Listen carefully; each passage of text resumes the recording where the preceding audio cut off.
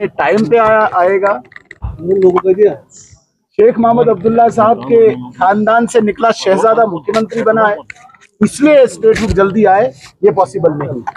उन्हें आप बोलिए जो आपने कहा है, सिलेंडर, राशन, बिजली, नौकरियां, वो कहाँ है? स्टेटहुड अपनी टाइम पे आ जाएगा, लेकिन ये स्टेटहुड अब्दुल्ला खानदान के शहजादे से कतई नहीं जुड़ना चाहिए कि शहजादा मुख्यमंत्री बना है इसलिए स्टेटहुड आए। ये मुझे लगता है ये जायज नहीं। कश्मीर में कहीं पे नहीं मिलेगी आपको। बड़ी मतलब मैं ये मजबूती के साथ कहूंगा, इस वक्त सरकार ना के बराबर है। इनका कोई मिनिस्टर ग्राउंड पे कहीं विजिबल नहीं है। लोगों में हाहाकार है, पानी की क्राइसिस है, बिजली की क्राइसिस है, सड़कों का बुरा हाल है, मुलाजमों का बुरा हाल है, कोई कहीं दिख ही नहीं रहा है। सरकार दिख रही है मैराथन में, सरकार दिख रही है साइकिलिंग में, सरकार दिख रही है स्कीइंग में, सरकार दिख रही है कॉफी बनाने में, सरकार दिख रही है डिनर करने में 5 स्टार में। इसके अलावा सरकार कहीं दिख नहीं है।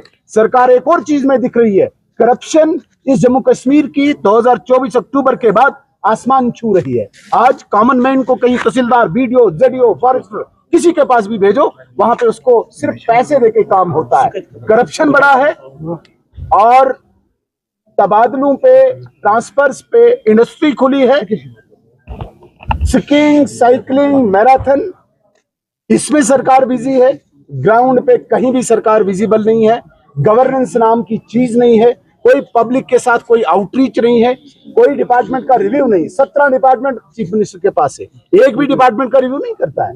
कभी भी उसने ऑफिसर को नहीं बुलाया कि भाई क्या हो रहा है ग्राउंड पे, कुछ नहीं। देख लीजिए, 3 ड्रेस दिन में बदलता है और इसके अलावा मुझे कुछ दिखा नहीं।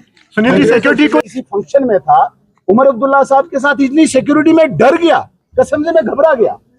कविंदर गुप्ता साहब के उधर फंक्शन में था, अरे इतनी सिक्योरिटी मैंने पीएम के साथ नहीं देखी है। क्या चाहिए आपको और कौन सी सिक्योरिटी चाहिए? और फारूक अब्दुल्ला साहब की, मैं उस इंसिडेंट को कंडम करता हूँ, मैं कंडम करता हूँ। बहुत बड़े लीडर हैं। मुझे बताइए फारूक अब्दुल्ला साहब बगैर इतला दिए क्यों चलते हैं? क्यों ये रात को कहीं प्राइवेट फंक्शन में बगैर इन्फॉर्म किए जाते हैं? क्या फारूक अब्दुल्ला साहब ने, अरे सुनिए यार, एंड टाइम पे आप डाइवर्ट हो जाते हैं, क्या बुरा लगता है आपको? बात नहीं कीजिए ना, सुनिए जरा आप।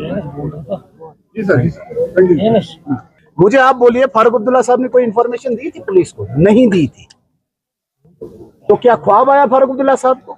दूसरी बात, जिस सिक्योरिटी लैप्स की ये बात करते हैं, उसी सिक्योरिटी पर्सनल ने बचाया फारूक अब्दुल्ला साहब को।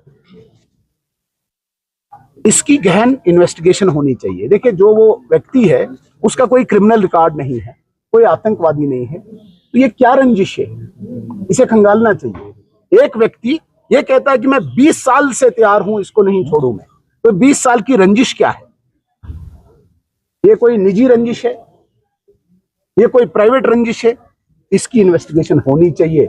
बाकी कोई सिक्योरिटी थ्रेट नहीं है अब्दुल्ला खानदान को। इनको सिक्योरिटी इतनी है, इतनी मुझे लगता है कि आर्मी यहाँ पे नहीं है। मैं घबरा गया एक फंक्शन में, उमर अब्दुल्ला साहब आ रहे हैं, मतलब इतने मेहमान वहां पे नहीं आए थे, बुलाए थे, जितनी सिक्योरिटी इसके साथ है।